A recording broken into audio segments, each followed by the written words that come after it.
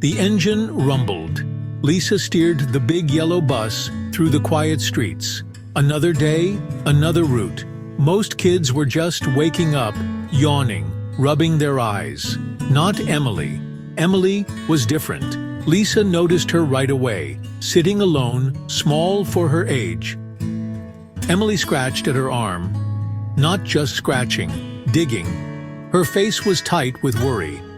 Lisa saw the frantic movements in the rearview mirror. A knot of concern tightened in her chest. Something wasn't right. Lisa had seen enough kids to know. Emily needed help.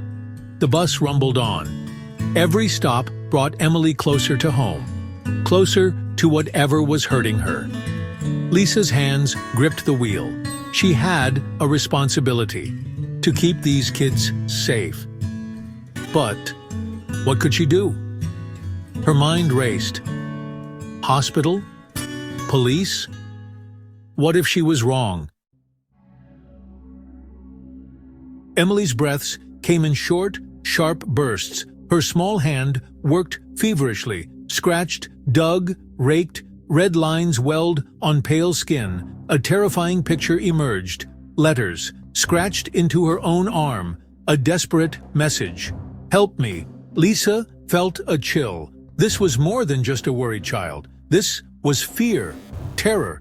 Emily's eyes darted around the bus, searching for something, an escape. Her small body trembled. Lisa had to act. She pulled the bus over. "Emily?" Lisa's voice was soft, calming. "What's wrong? Let's talk about it." Emily flinched at the sound of her name. Her eyes, wide and filled with panic, met Lisa's. A silent plea. "Don't make me go home." Lisa's heart ached for the girl. She saw the raw fear in Emily's eyes, the desperate message etched on her arm, a cry for help that couldn't be ignored. But what to do? Taking her to the hospital felt extreme, yet sending her home seemed unthinkable. The minutes ticked by, each one an eternity.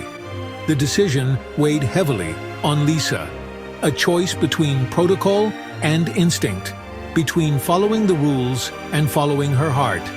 She had to protect this child, even if it meant breaking the rules. Finally, Lisa picked up her radio. "Dispatch, this is Bus 15. I need assistance at my next stop. I have a situation with a student." Her voice shook slightly, betraying her calm facade. There was no turning back now.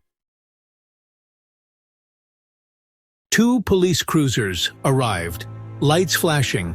Emily cowered in her seat, tears streaming down her face. Lisa felt a surge of protective anger. She met the officers outside, her voice low and urgent. They listened intently, faces grim. They understood the unspoken, the fear in Emily's eyes, the desperation in her message. This wasn't a childish prank. This was a cry for help, one they couldn't ignore. The officers approached the house cautiously. A man stood on the porch, unshaven, clothes rumpled. The smell of alcohol wafted from him. He yelled, his words slurred. Emily flinched at the sound of his voice. Lisa's heart sank. It all made sense now. Emily was safe, for now. The police escorted her inside. Lisa watched them go, a knot of worry in her stomach.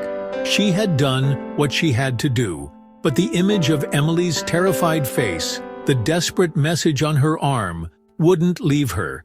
The police promised to investigate, to ensure Emily's safety. But Lisa couldn't shake the feeling of unease. The system was flawed. Sometimes help wasn't enough. She climbed back into her bus, the echo of Emily's silent plea ringing in her ears. Lisa continued her route, but the lightness was gone, replaced by a heavy sense of responsibility. She had been Emily's voice today, but who would be her voice tomorrow? The question lingered, a dark cloud on an otherwise sunny day.